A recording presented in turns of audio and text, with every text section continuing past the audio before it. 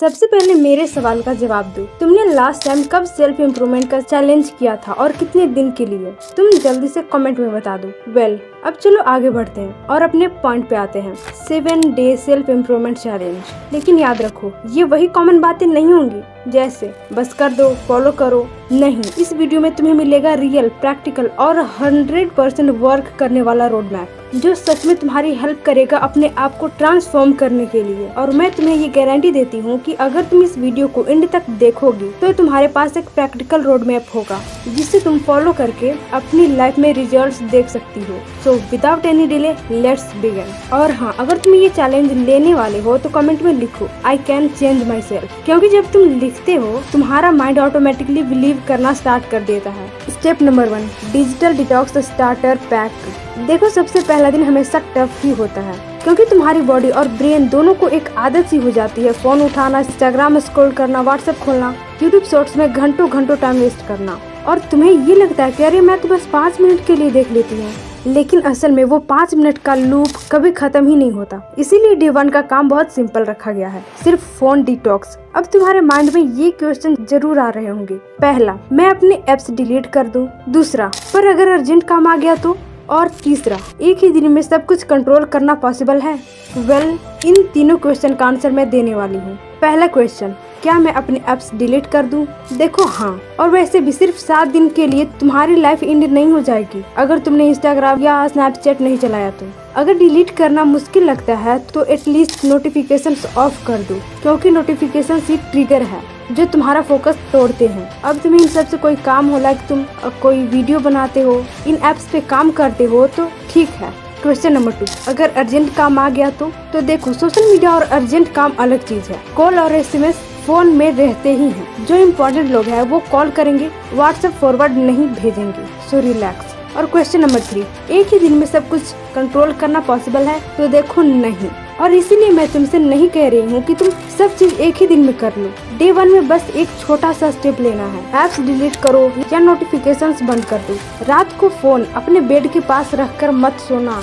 दिन में एक फिक्स टाइम बना लो जिसमें तुम फोन यूज कर सकती हो, जैसे 7 से 8 बजे के बीच या फिर 3 से 4 बजे के बीच, सिर्फ 1 घंटे। और अगर तुम्हें मोबाइल से काम रहती है तो तुम कर सकते हो, लेकिन कंट्रोल में, सिर्फ अपना काम ही करना है। अब ये सब क्यों इम्पोर्टेंट है ये समझो। तुम्हारी एनर्जी और फोकस दोनों लिमिटेड होते हैं। और सोचो, तुम पढ़ाई स्टार्ट करते हो और एक नोटिफिकेशन आता है, रील XYZ ने न्यू वीडियो अपलोड किया, तुम्हारा ब्रेन ऑटोमेटिकली डाइवर्ट हो जाता है। तुमने बुक खोली थी पढ़ने के लिए, बट अब तुम्हारे दिमाग में उस नोटिफिकेशंस का लूप चल रहा होगा। और जब तुम डिस्ट्रैक्शंस बंद कर देते हो, तुम्हारी एनर्जी वही काम में लगती है जो तुम्हारा एक्चुअल गोल है। इसीलिए बोला जाता है digital detox equal to focus का शॉर्टकट। और अब समझते हैं कि डे 1 पे हमें सब चीजों पर ध्यान क्यों नहीं देना चाहिए। तो सोचो, तुम एक जिम ज्वाइन करते हो और पहले ही दिन ट्रेनर बोलता है चेस्ट भी करो, लेग्स भी करो, एब्स भी करो और साथ में 10 किलोमीटर रनिंग भी करो। तुम अगले दिन वापस ही नहीं जाओगे क्योंकि तुम सब कुछ एक टाइम पे नहीं कर सकते।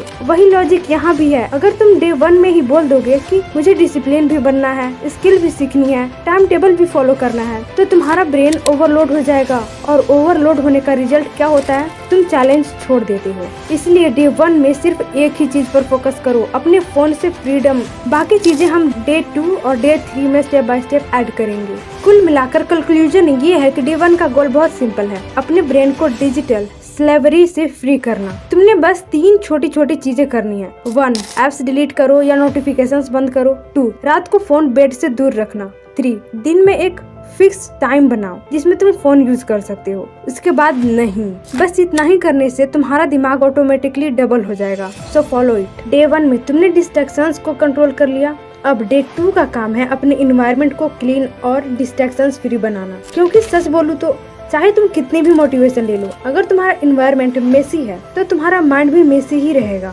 अब आते हैं तुम्हारे सवालों पे। पर मेरा रूम थोड़ा सा गंदा है, क्या फर्क पड़ता है इससे? तो बहुत फर्क पड़ता है। तुम्हारा टेबल, बुक्स, रैपर्स, कैप्टन और रैंडम चीजों से भरा होता है, तो तुम्हारा ब्रेन हर सेकंड माइक्रो डिस्ट्रैक्शंस फील करता है। तुम्हें लगेगा अरे मैं तो पढ़ ही रही हूँ, लेकिन तुम्हारा फोकस लीक होता रहेगा। क्वेश्चन नंबर 2, क्या मैं पूरा घर क्लीन करूँ? नहीं, सिर्फ अपना पर्सनल स्टडी या फिर वर्क कॉर्नर क्लीन रखना है, बस वही जगह जहाँ तुम प्रोडक्टिव काम करते हो। एंड क्वेश्चन नंबर 3, मुझे ऑर्गेनाइज करने में टाइम वेस्ट लगेगा? बिल्कुल नहीं। अगर तुम 20 मिनट इन्वेस्ट करके अपना टेबल बुक सिस्टम सेट कर लेती हो तो तुम अगले 7 दिन में 10x ज्यादा आउटपुट निकालोगी। इस बात पर ध्यान दो।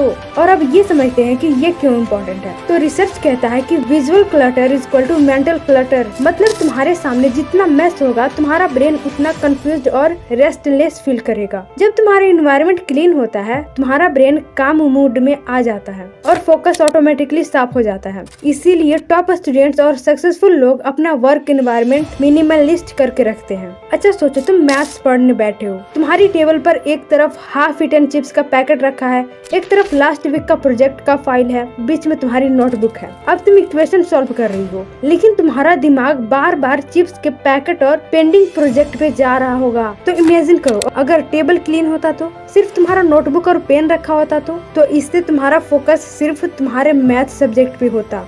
इसी वजह से बोल रही हूँ क्लियर डेस्क क्लियर माइंड। तो डे 1 में तुम्हें ये एक्शंस लेने हैं। अपनी स्टडी या फिर वर्क टेबल से सब एक्स्ट्रा चीजें हटाओ। दूसरा, सिर्फ वही रखो जो तुम्हारे करंट टास्क के लिए जरूरी है। तीसरा, अपनी बुक्स और नोट्स को सब्जेक्ट वाइज एक स्टैक में रखो। और चौथा, अगर पॉसिबल हो तो एक छोटा सा प्लांट या मोटिवेशनल क्वोट वॉल पे लगाओ ताकि तुम्हें पॉजिटिव वाइब्स मिलती रहे। कुल मिलाकर कंक्लूजन ये है कि डे 2 का एम सिंपल है। अपना एनवायरनमेंट ऑर्गेनाइज करो ताकि तुम्हारा ब्रेन क्लटर से फ्री हो। बस 20 मिनट लगाओ और अगले 7 दिन में तुम्हारा कंसंट्रेशन लेवल डबल हो जाएगा। स्टेप नंबर 3, टाइम को मास्टर करो। डे 1 में डिस्ट्रैक्शंस कट किए, डे 2 में एनवायरनमेंट क्लीन किया, अब डे 3 का फोकस है अपना टाइम कैसे सही यूज करना है। अब आते हैं तुम्हारे सवालों पर। फर्स्ट, मेरे पास तो पूरा दिन है फिर भी काम कंप्लीट क्यों नहीं होता? क्योंकि दिन तुम्हारे कंट्रोल में नहीं है, तुम टाइम के फ्लो में बज चुकी हो। नंबर 2, मुझे लगता है स्केड्यूल बनाना बोरिंग है। देखो, बोरिंग तब लगता है जब तुम अपनी मर्जी का टाइम फिक्स नहीं करती हो। अगर तुम अपना स्केड्यूल अपने हिसाब से डिजाइन करती हो तो तुम्हें फ्रीडम भी मिलेगी और डिसिप्लिन भी। नंबर 3, अगर मैं स्केड्यूल फॉलो ना कर पाऊँ तो तब भी कोई प्रॉब्लम नहीं है। परफेक्ट होना जरूरी नहीं है। एम सिर्फ इतना रखो कि तुम्हारा 60 से 20% दिन प्रोडक्टिव चीजों में लगे, ना कि रैंडम स्क्रॉलिंग में। अब ये क्यों इम्पोर्टेंट है ये समझते हैं। देखो, टाइम एक बार चला गया तो वापस नहीं आता, ये तो हम सभी जानते हैं। और अगर तुम्हें अपनी लाइफ में चेंज करनी है तो सबसे पहले अपना डेली रूटीन कंट्रोल करना पड़ेगा। सक्सेसफुल लोग और टॉप स्टूडेंट्स अपने दिन को रैंडम फ्लो में नहीं छोड़ते बल्कि प्लान्ड ब्लॉक्स में तोड़ देते हैं। अच्छा सोचो, तुमने डिजाइन किया है कि आज इंग्लिश का एक चैप्टर कंप्लीट करना है, लेकिन तुम बिना प्लान के पढ़ने बैठती हो। इसका रिजल्ट क्या होता है? तुमने बीच में 3 बार फोन उठाया, 2 बार किचन गई और एंड में चैप्टर हाफ ही कंप्लीट हुआ। अब वही चीज अगर तुमने डिसाइड किया होता कि 2 से लेकर 3:30 पर सिर्फ इंग्लिश चैप्टर और पढ़नी है और फोन को साइड में रखना है, तो 90 मिनट में वो चैप्टर पक्का कंप्लीट होता। यही डिफरेंस है टाइम को मास्टर करने का। तो डे 3 में सिंपल एक्शन स्टेप्स है। नंबर 1, दिन के 3 से 4 टाइम ब्लॉक्स बनाओ। एग्जाम्पल, मॉर्निंग में तुम स्टडी करो या क्रिएटिव काम, आफ्टरनून ब्लॉक में तुम रिवीजन करो या कोई लाइट वर्क, इवनिंग में तुम प्रैक्टिस करो, नोट्स बनाओ या फिर राइटिंग लिखो, और नाइट में रिफ्लेक्शन करो या फिर रीडिंग करो। नंबर 2, हर ब्लॉक में सिर्फ एक ही काम फिक्स करो, मल्टीटास्किंग बिल्कुल मत करो। नंबर 3, फोन के लिए एक स्पेसिफिक स्लॉट बनाओ, जब तक उस स्लॉट का टाइम ना आए फोन टच मत करो। एंड नंबर 4, रात को सोते वक्त नेक्स्ट डे की ब्लॉक्स लिख लो ताकि सुबह क्लैरिटी के साथ स्टार्ट हो। डे 3 का एम सिंपल है, आपका दिन रैंडम नहीं चलेगा, आप खुद अपने टाइम को कंट्रोल करोगे। एक छोटा सा डेली रोड मैप बनेगा जो तुम्हें डिस्ट्रैक्शंस के फ्लूड में डूबने से बचाएगा। और आगे बढ़ते हैं स्टेप 4 की तरफ, अपने आप को समझो, अंडरस्टैंड योरसेल्फ। अब डे 4 का फोकस है अपने आप को समझना, सेल्फ अवेयरनेस। अब तुम्हारे सवालों पे आते हैं। फर्स्ट, मैं मेहनत करती हूँ बट रिजल्ट क्यों नहीं मिलता? क्योंकि तुम्हें अपना स्ट्रॉन्ग और वीक पॉइंट्स का पता ही नहीं है, तुम एनर्जी गलत जगह इन्वेस्ट करती हो।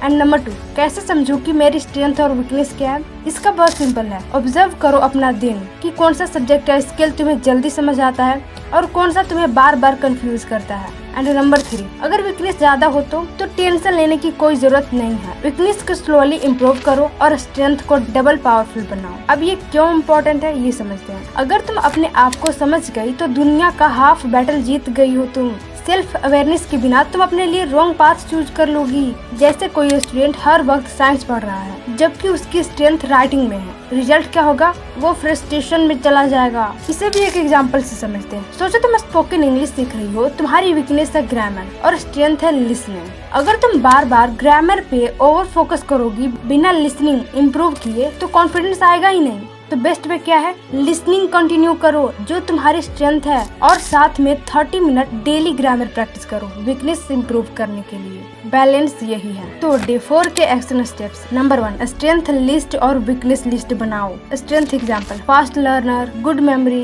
या good hand writing. Weakness example, procrastination, grammar weak, phone addiction. Number 2, दिन में 20% फोकस करो अपनी स्ट्रेंथ पे जो नेचुरली इजी लगता है, उसमें और स्ट्रॉन्ग बनो। एंड नंबर 3, वीकनेस के लिए छोटे छोटे एक्शन स्टेप लो। एग्जाम्पल, प्रोक्रास्टिनेशन के लिए पोमोडोरो टाइमर यूज करो। ग्रामर वीक है तो रोज 5 मिनट सेंटेंसेस लिखो। फोन एडिक्शन है तो नोटिफिकेशंस बंद करो। ऐसे अगर तुम छोटे छोटे स्टेप्स लेते रहोगे तो तुम खुद ही इन एडिक्शन से बच जाओगे। एंड 4, हर संडे अपनी लिस्ट अपडेट करो, देखो क्या प्रोग्रेस हुआ है। कुल मिलाकर तुम्हें अपनी रियल आइडेंटिटी समझनी है। जब तुम्हें पता चल गया कि तुम्हारी असली स्ट्रेंथ और वीकनेस क्या है, तब तुम अपनी एनर्जी करेंट जगह इन्वेस्ट करोगी और फास्ट ग्रोथ यही होगी। स्टेप नंबर 5, अपनी बॉडी को अपग्रेड करो। Move your body. डे 5 का फोकस है बॉडी को अपग्रेड करना। आते हैं तुम्हारे सवालों पर। मैं मेंटली स्ट्रॉन्ग बनना चाहती हूँ पर हमेशा थकावट फील होती है, क्या करूँ? इसका सिंपल जवाब है, अगर बॉडी वीक है तो माइंड कभी पीक पोटेंशियल पे परफॉर्म नहीं करेगा, तो उस पर ध्यान दो। नंबर 2, पर मुझे जिम ज्वाइन करना पॉसिबल नहीं है। फिर कोई प्रॉब्लम नहीं, 7 डेज के लिए तुम्हें जिम की जरूरत ही नहीं है। बस कुछ छोटी छोटी डेली हैबिट्स को फॉलो करनी होगी, या फिर तुम होम वर्कआउट, योगा ये सब कर सकती हो। अब ये क्यों इम्पोर्टेंट है ये समझते हैं। सोचो तुम मोबाइल को चार्ज किए बिना पूरा दिन चलाना चाहती हो, पॉसिबल है? नहीं ना। वैसे ही तुम्हारा ब्रेन भी एनर्जी सोर्स चाहता है। अगर बॉडी का fuel, water, diet, sleep, moment सही नहीं है तो तुम्हारा फोकस और लर्निंग दोनों हाफ हो जाता है। मान लो तुम एग्जाम के लिए रात भर जग रही हो, सुबह दिमाग ब्लैंक हो गया या क्लास में नींद आने लगी, तो इसमें प्रॉब्लम एग्जाम का नहीं था, प्रॉब्लम तुम्हारी बॉडी के फ्यूल का था। तो इस बात को समझो। डे 5 के लिए action steps. Step number 1, water reset. दिन भर में 2 से 3 लीटर पानी पियो। पानी कम हुआ तो ब्रेन स्लो हो जाता है। Number 2, moment reset. रोज 20 से 30 मिनट वॉक करो, स्किपिंग करो या फिर होम वर्कआउट करो। ये तुम्हारा स्ट्रेस 50% कम कर देगा। And number 3, sleep reset. रात को कम से कम 7 घंटे की स्लीप लो, मोबाइल बेड के पास मत रखो। And number 4, food reset. Junk food avoid करो, फ्रूट्स या ड्राई फ्रूट्स ऐड करो, ये तुम्हारी ब्रेन पावर को बूस्ट करता है। तो डे 5 में तुम्हारी बॉडी को एक ऐसा फ्यूल देना है जो तुम्हारे माइंड को 10x बेटर परफॉर्म करने लायक बनाएगा। जब तुम्हारी एनर्जी हाई होगी तभी तुम कंसिस्टेंसी, फोकस और लर्निंग को मेंटेन कर पाओगी। एंड स्टेप नंबर 6, माइंडसेट को ऑटो पायलट पर सेट करो।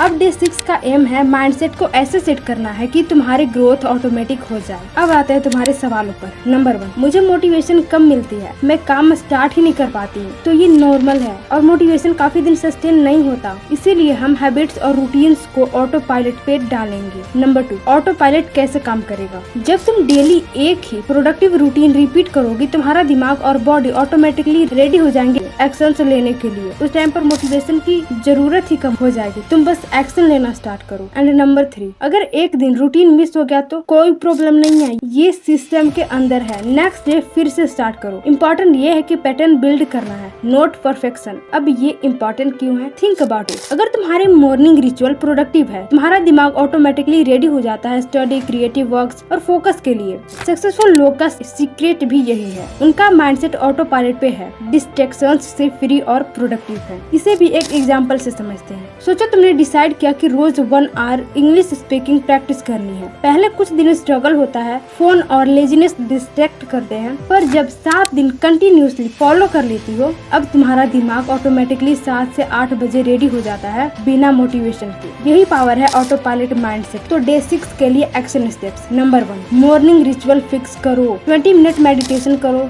जर्नलिंग करो या एक्सरसाइज करो। नंबर 2, इवनिंग रिफ्लेक्शन, अपने दिन का 10 मिनट रिव्यू करो, क्या अचीव किया, क्या इम्प्रूव करना है। And number 3, micro habits build करो, रोज 5 से 10 मिनट स्किल प्रैक्टिस करो बिना स्किप किए। एंड नंबर 4, अफर्मेशंस यूज करो, simple sentences like I am focused, I am growing every day, रोज रिपीट करो। अब ऐसा नहीं कि मैंने यहाँ जो अफर्मेशन बताया है वही करो, नहीं, तुम अपने हिसाब से अफर्मेशन बनाकर रिपीट कर सकती हो। अब तुम्हारी माइंड हैबिट और रूटीन के अंदर ऑटोमेटिक मूड में आ जाएगा इसी से। और जब तुम्हारा दिमाग डिस्ट्रैक्शंस फ्री और ऑटो पायलट मूड में होगा तब तुम एफर्टलेसली ग्रोथ और रिजल्ट्स अचीव कर पाओगी। डे 7 का मकसद लॉन्ग टर्म इम्प्रूवमेंट के लिए डायरेक्शन सेट करना है, ना कि इंस्टेंट रिजल्ट। इस बात का पूरा ध्यान रखना। नेक्स्ट लेवल कैसे प्लान करो, अपने लर्निंग्स और स्ट्रेंथ्स नोट करो और नेक्स्ट वीक या मंथ में फोकस करने वाले टास्क को फिक्स करो। इसे तुम खुद नेक्स्ट लेवल की प्लानिंग करने लगोगी। अब समझते हैं कि ये इम्पोर्टेंट क्यों है। देखो, रिफ्लेक्शन के बिना ग्रोथ अधूरी है, ये तो हम सब जानते हैं। अगर तुम अपने मिस्टेक्स और सक्सेस को एनालाइज नहीं करोगी तो नेक्स्ट वीक